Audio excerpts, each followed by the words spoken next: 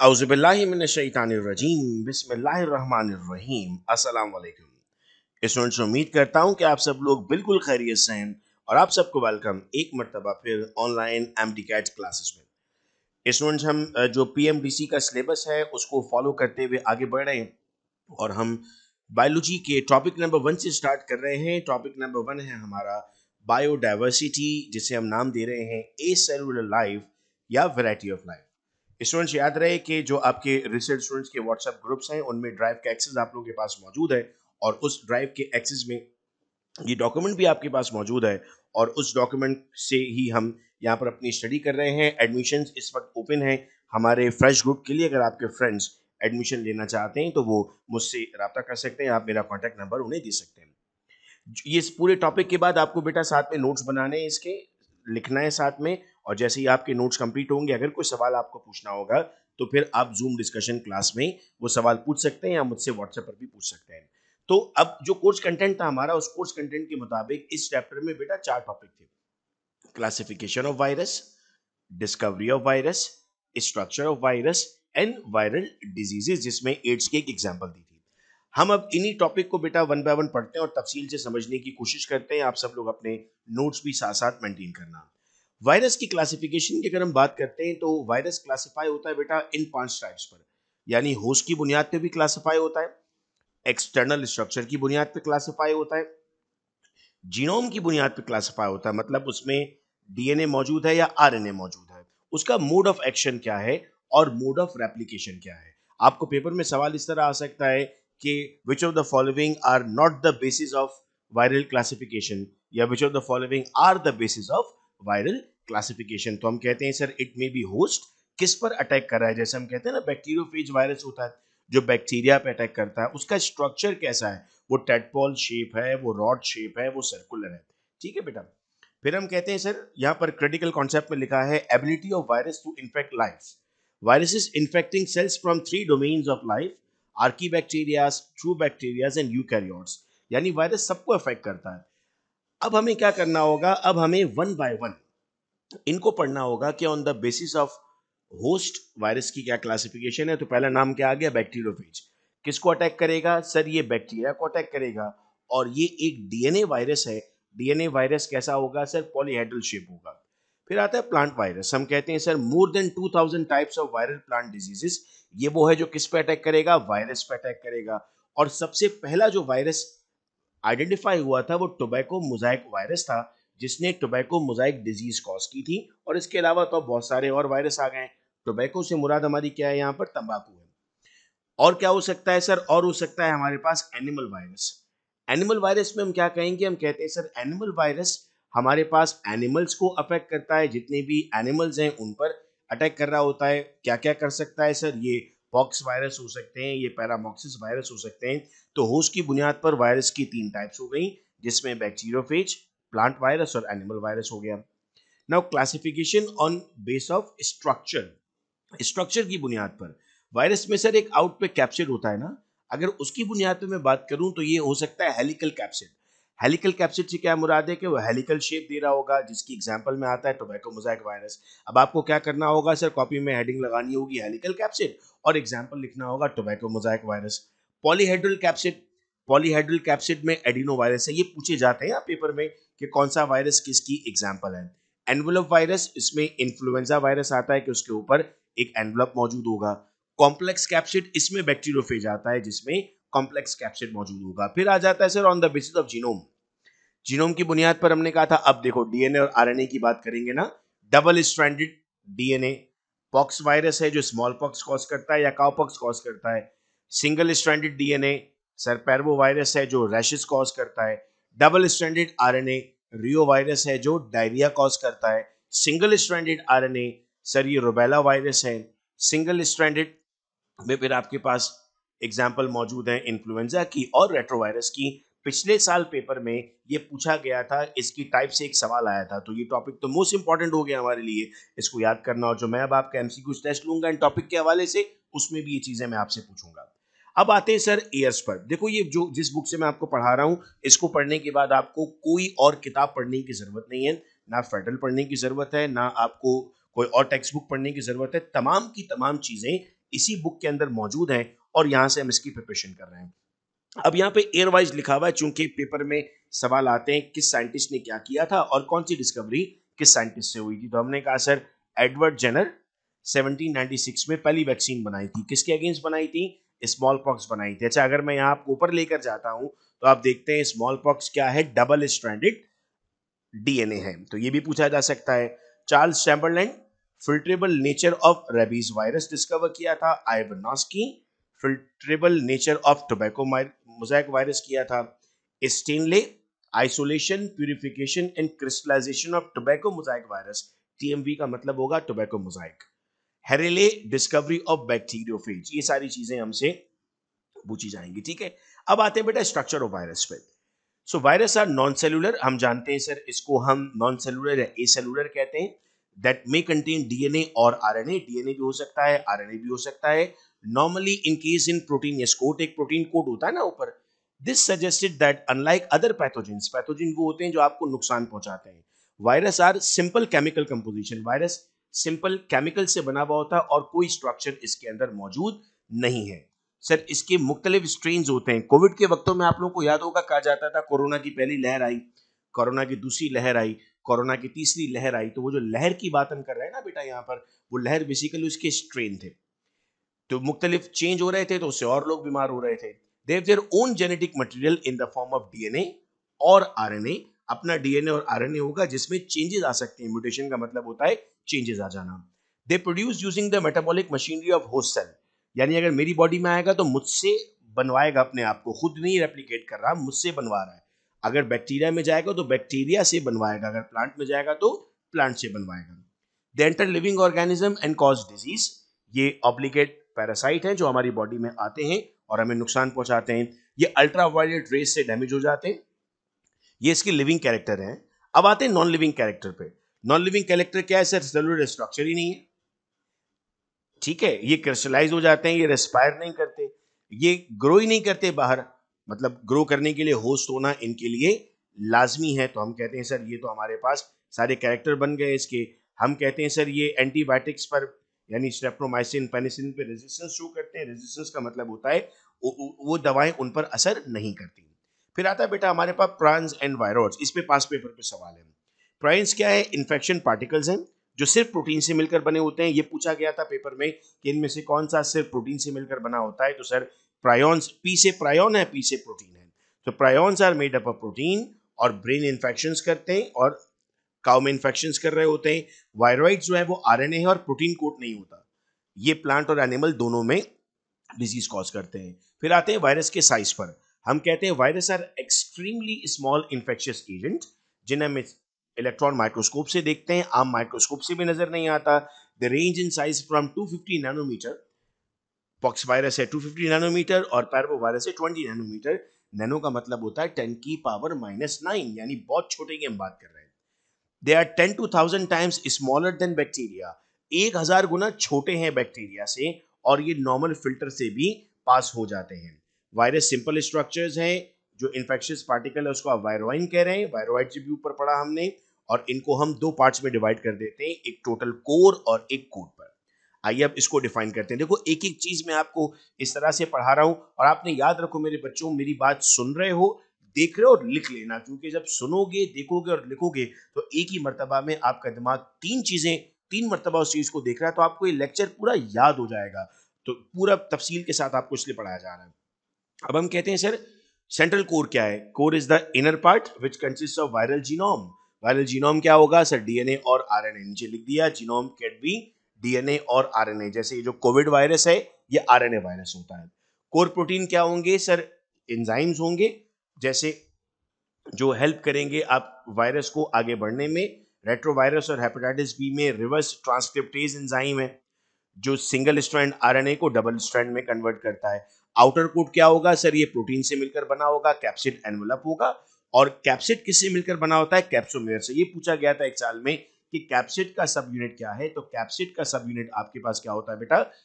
Capsomere होता है। Critical concept पढ़ते हैं भी, क्या लिखा हुआ है? Viroid is an infectious particle smaller than any of the known virus. पूछा गया था विच of the following is the most smallest, तो वायरॉइड जवाब है। याद रहे ये जो क्रिटिकल कॉन्सेप्ट्स और पॉइंट्स लिखे हैं इसमें पूरे पास पेपर आपके कवर हो रहे हैं। Particle consists only of an extremely small circular single stranded RNA like the protein code, ठीक है. Viroid appear to be transmitted mechanically from one cell to another. एक सेल से दूसरे सेल में ये इजीली ट्रांसफर हो सकता है. The number of capsomer is specific to a particular kind of virus. कैप्सोमेर क्या होते हैं? मेरे बच्चे अब कह रहे हैं सर हमें पता है कैप्सिड का जो स्मॉलर यूनिट है वो कैप्सोमेर है. फॉर एग्जाम्पल हम कहते हैं जो हर्पिस वायरस है उसमें 162 है, जो एडिनो वायरस है उसमें 252 है. There are two forms of symmetry in virus, cubical and helical. या तो क्यूबिकल हो सकते हैं या हेलिकल हो सकते हैं, ठीक है. तो कैप्सोमेर की बार बार यहाँ बात हो रही है. फ्यू वायरस में contain a lipoprotein envelope. Lipoprotein किसे कहते हैं? सर एनवेलप का मतलब ये जो एक आउटर कोट है, तो कुछ में आउटर कोट होगा और कुछ में नहीं होगा. जिनमें नहीं होगा उनको हम क्या कहेंगे? उनको हम कहेंगे ये नेकेड वायरसेस हैं, ठीक है. अब बेटा आते हैं वायरल डिजीजेस पर. इससे बहुत सवाल आते हैं और बहुत क्रिटिकली इसको समझने की कोशिश करना, क्योंकि वायरल डिजीजेस से पेपर में मुख्तलिफ सवाल आते हैं, तो मैं बहुत इत्मीनान के साथ आपको ये बात समझाता हूं. सबसे पहली डिजीज है हर्पिस सिम्प्लेक्स, जिसको हम ओरल हर्पिस भी कहते हैं. कौन कॉज करता है? वायरस कॉज करता है. कौन सा वायरस है? Herpes simplex 1. क्या होता है इसके अंदर? DNA envelope virus. क्या मतलब होगा बेटा इसका? जीनोम क्या है? डीएनए एनवेलप रखता है, यानी ऊपर एक कोट मौजूद होगा. सोर्स ऑफ ट्रांसमिशन, ये फैलता कैसे है?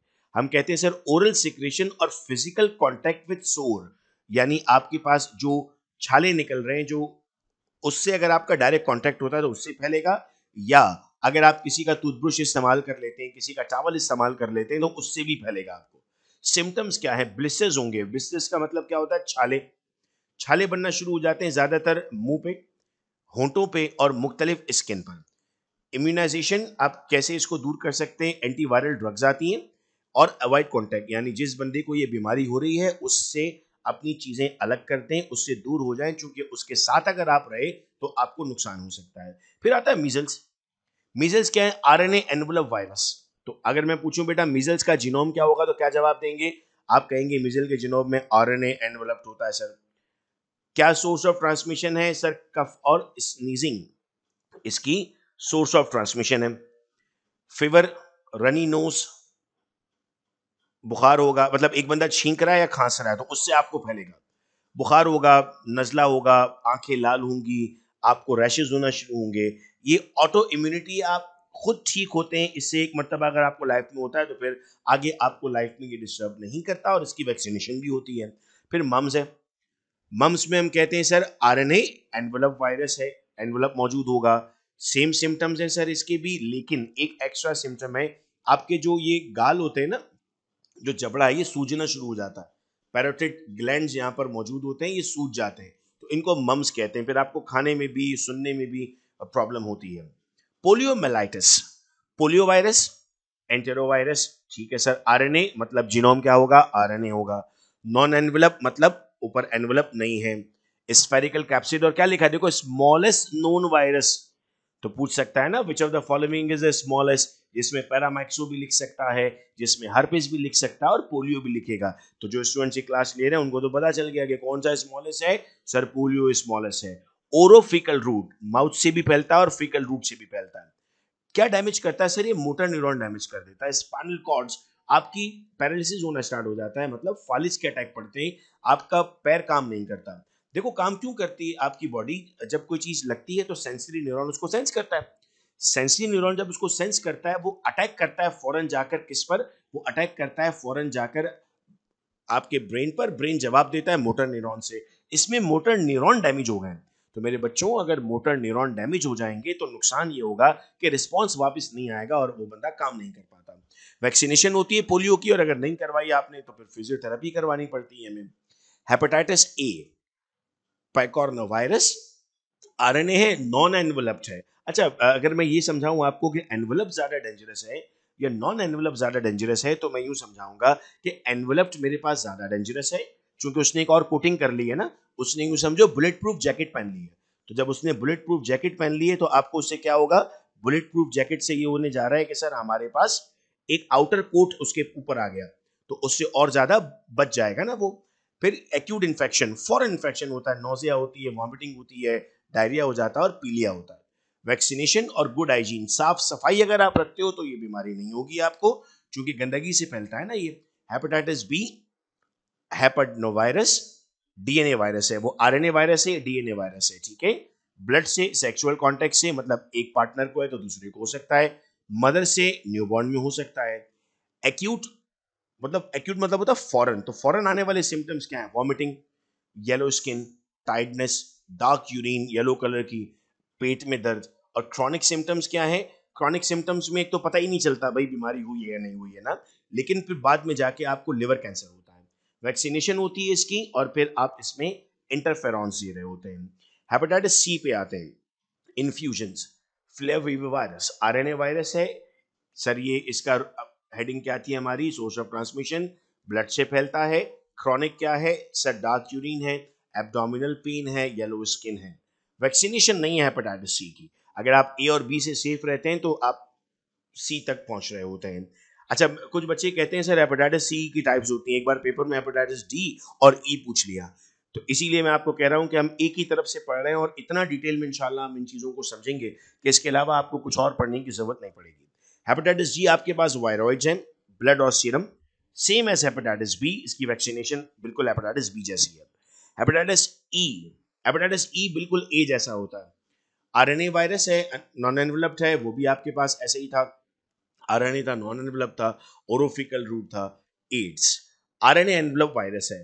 पिछले साल जो पेपर था ना 2022 का, उसमें एक तो एड्स की फुल फॉर्म पूछी थी कि एड्स की फुल फॉर्म बताएं, उसमें डी डेफिशिएंसी था। आरएनए एनवेलप वायरस है, ब्लड या सेक्सुअल कांटेक्ट से फैलता है, और इसमें इंफेक्शन और लिम्फ नोड्स की स्वेलिंग, बॉडी में जगह जगह ना ददोले बनना शुरू हो जाते हैं, स्वेल होना शुरू हो जाता है, उसको हम नाम देते हैं लिम्फ नोड स्वेलिंग। वैक्सीनेशन नहीं है एड्स की। क्यों नहीं है? क्योंकि सर वैक्सीनेशन उसकी होती है, इम्यून सिस्टम में सेव होती है चीज, यहाँ तो आपका डैमेज इम्यून सिस्टम हो गया, और अगर इम्यून सिस्टम ही डैमेज हो गया है तो फिर तो बात खत्म हो जाएगी बेटा। यहाँ पर आपकी इम्यून सिस्टम खत्म हो जाता है। अगर वैक्सीन बनाओगे तो वो इम्यून सिस्टम में सेव होगी। एड्स का वायरस आके पहले चौकीदार को समझो मार देता, तो फिर तो आगे प्रॉब्लम जनरेट हो जाएगी। फिर थोड़ा सा डिटेल में हमारे पास अब एड्स के बारे में, चूंकि एग्जाम्पल में वहां एड्स को डिटेल में लिखा गया था, हम कहते हैं sir retrovirus are associated with tumor production in animals, rodents, cats. ये ट्यूमर प्रोड्यूस करता है, यानी कैंसरस सेल्स डेवलप करता है। Human immunodeficiency virus AIDS cause करता है, वो रेट्रोवायरस कॉज करता है। ये एक ईयर में पूछा गया था, AIDS is cause by, so it is cause by retrovirus. It may be non specific in action but usually they contain specific structures. Human immune virus यानी जो एड्स करता है एचआईवी, उसका स्ट्रक्चर कैसा होगा सर? स्फेरिकल होता है और 100 नैनोमीटर होता है। इसके बाद लिपोप्रोटीन है, याद है बेटा ऊपर पढ़ रहे थे लिपोप्रोटीन होता है, यहां पर आ गया कि इसके पास लिपोप्रोटीन मौजूद है, इसके पास वायरल एनवलप मौजूद है। अब ये जो डायग्राम बनी हुई है ना यहाँ पर, इसको जरा समझो। ये देखो, ये आपके पास ग्लाइकोप्रोटीन है, जीपी का मतलब होता है ग्लाइकोप्रोटीन, जीपी का मतलब है ग्लाइकोप्रोटीन, ये लिपिड मेम्ब्रेन है, ये वायरल आरएनए। इस डायग्राम को देख के ना पता क्या याद हो जाएगा आपको, कि इसके ऊपर ग्लाइकोप्रोटीन मौजूद होता है और इसकी मेम्ब्रेन लिपिड की होती है, और इसमें देखो क्या मौजूद है? आरएनए मौजूद है। तो डायग्राम से आपको चीज याद होती है। फिर ये पढ़ा था ना हमने कि अंदर एंजाइम्स भी होते हैं, तो यहाँ कौन सा एंजाइम आ गया? रिवर्स ट्रांसक्रिप्टेज आ गया। तो डायग्राम भी बीच बीच में मौजूद होंगी ताकि हमें चीजें याद रहें। प्राइमरी होस्ट क्या है सर? हेल्पर टी सेल्स हैं हमारे, ये आप इम्यूनिटी में पढ़ते हैं ना, हेल्पर टी सेल्स होते हैं। In addition macrophages and certain brain cells may also be affected. Mode of transmission कैसे फैलता है सर? एक तो सेक्सुअल कॉन्टैक्ट से फैलता है ये, या फिर आप ब्लड या ब्रेस्ट फीडिंग से फैलता है, माँ को है तो बच्चे को हो सकता है, किसी को ब्लड ट्रांसफ्यूज किया तो उससे हो सकता है, या ये जो नीडल्स होती है ना, अगर आप एक से ज्यादा लोगों में सिरिंज इस्तेमाल करें, ब्लेड इस्तेमाल करें, या कोई पर्सनल चीज इस्तेमाल करें तो उससे भी होता है। ये पहली मर्तबा रिपोर्ट हुआ था होमोसेक्सुअल मेल्स में, उसके बाद ये ट्रांसफॉर्म हुआ था उससे आगे। Life cycle of infectious HIV, इसकी लाइफ साइकिल अब जरा बेटा हम पढ़ते हैं तो उसके स्टेप्स हम जरा यहां पर समझते हैं पहले, फिर मैं डायग्राम की तरफ लेकर आऊंगा। सबसे पहले क्या लिखा हुआ है? एड्सॉर्प्शन या अटैचमेंट। किसकी अटैचमेंट? जीपी 120। डायग्राम पे लेके जाऊंगा तो जीपी 120 है ना, यहां से ही अटैच होगा, ठीक है। ये इसकी अटैचमेंट साइट हो गई एचआईवी की सबसे पहले। अच्छा सर, फिर क्या होगा? Fusion of viral envelope with cell membrane, virus का एनवलप सेल मेम्ब्रेन के साथ अटैच हो जाएगा, ठीक है सर। फिर क्या होगा? Entry of virion into the host cell. देखो पूरा वायरस का ही नहीं जाता, वायरस आपका बाहर रहता है, एक्चुअल में जो चीज अंदर ट्रांसफॉर्म होती है वो उसका डीएनए आरएनए या जेनेटिक मटेरियल होता है। तो वो अंदर क्या अनकोट हुआ, रिलीज ऑफ वायरल आरएनए निकला। अच्छा आरएनए क्यों निकला, चूंकि था ही सर उसमें आरएनए। फिर हुआ रिवर्स ट्रांसक्रिप्शन, वायरल आरएनए से आरएनए बना, उससे डीएनए हाइब्रिड बना और डीएनए बना। रिवर्स किसको कहते हैं, उल्टा होने को। आरएनए से अगर डीएनए बनेगा तो वो क्या कहलाएगा, रिवर्स ट्रांसक्रिप्शन कहलाएगा। डिसइंटीग्रेशन ऑफ वायरल आरएनए खत्म होगा, इंटीग्रेशन बाय इंटीग्रेस डीएनए बनेगा, फिर ट्रांसक्रिप्शन होगी। तो देखो क्या हुआ, डीएनए से दोबारा क्या बन गया, आरएनए बन गया। ठीक है, ट्रांसलेशन बाय होस्ट सेल, अब मैसेंजर आरएनए बना, क्लीवेज टूटा, incorporation and assembly of mature, यानी अब उस वायरस ने अपने लिए सब कुछ तैयार कर लिया और लास्ट में एक सेल के अंदर एक वायरस आया था, अब लाखों वायरस निकलेंगे। अगर मैं बेटा डायग्राम से आपको समझाऊं तो ये देखना, एचआईवी अटैच हुआ, रिवर्स ट्रांसक्रिप्शन हुई तो डीएनए बना, किससे, आरएनए से। डबल स्ट्रैंडेड हुआ, न्यूक्लियस के अंदर गया, हमारे डीएनए के साथ मिला, फिर दोबारा आरएनए बना और यहां से जब निकला तो कितने सारे नए वायरस निकले। आया कितना था, एक वायरस, जा कितने रहे, बहुत सारे वायरस, क्योंकि वो रेप्लिकेट हो चुके हैं बॉडी के अंदर। क्या सिम्टम्स शो करेगा, हम कहते हैं सर एसिम्प्टोमेटिक कैरियर है। पहले तो आपको पता ही नहीं चलता। देखो इम्यून सिस्टम आपका डैमेज हो गया ना, तो आपकी इम्यूनिटी अब डैमेज हो गई है, तो आपको क्या होगा, यहाँ पर आपको बहुत सारी बीमारियां अटैक करेंगी। आपको फीवर भी होगा, आपको चिल्स भी होंगे, लिम्फ नोड्स भी आपके डैमेज होना शुरू हो जाएंगे, तो आपको ऐसा लगेगा नॉर्मल बीमारियां हैं।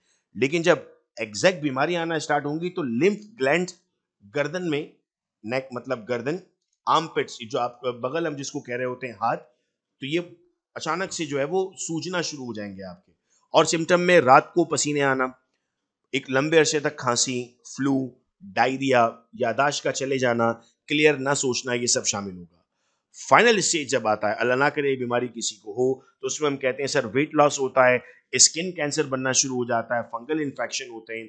ट्रीटमेंट के लिए हमें दवाएं इस्तेमाल करनी पड़ती हैं। कंट्रोल इतना है कि जी सिरिंजेस ना इस्तेमाल करें किसी और के, टूथब्रश ना इस्तेमाल करें, टावल ब्लेड ना इस्तेमाल करें, जो भी नीडल इस्तेमाल करें वो स्टेराइल हो।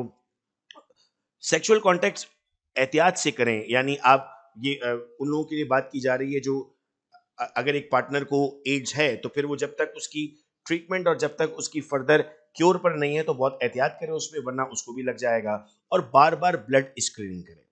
तो ये बेटा चैप्टर नंबर 1 था हमारा बायोडाइवर्सिटी, और ये चैप्टर 1 है बेटा। और इसी तरह देखो हर एक क्लास में मैं आपको एक चैप्टर पढ़ाऊंगा और उसका लिंक आप लोगों को ड्राइव में मिलेगा। ये लेक्चर उस वक्त तक सेफ रहेगा जब तक आपके फाइनल एग्जाम्स हैं आपकी ड्राइव में। तो कितनी भरपूर प्रिपरेशन आपकी होने वाली है। अब आप लोगों ने ये लेक्चर देख लिया, मुझे जल्दी से अपना फीडबैक दे दो कि आज का लेक्चर आप लोगों को ठीक समझ में आया और ये मेथोडोलॉजी बिल्कुल ठीक है। तो इंशाल्लाह सारे चैप्टर हर सब्जेक्ट के इस तरह हम करना शुरू कर देंगे। और जो भी सवाल आपको पूछना होगा उसके लिए मैं जूम पर क्लास रखूंगा या आप मुझसे व्हाट्सएप पर पूछ सकते हैं। उम्मीद कर रहा हूं कि आप सब लोगों को समझ में आया। अपना ख्याल रखना मेरे बच्चों सब लोग। अल्लाह हाफिज।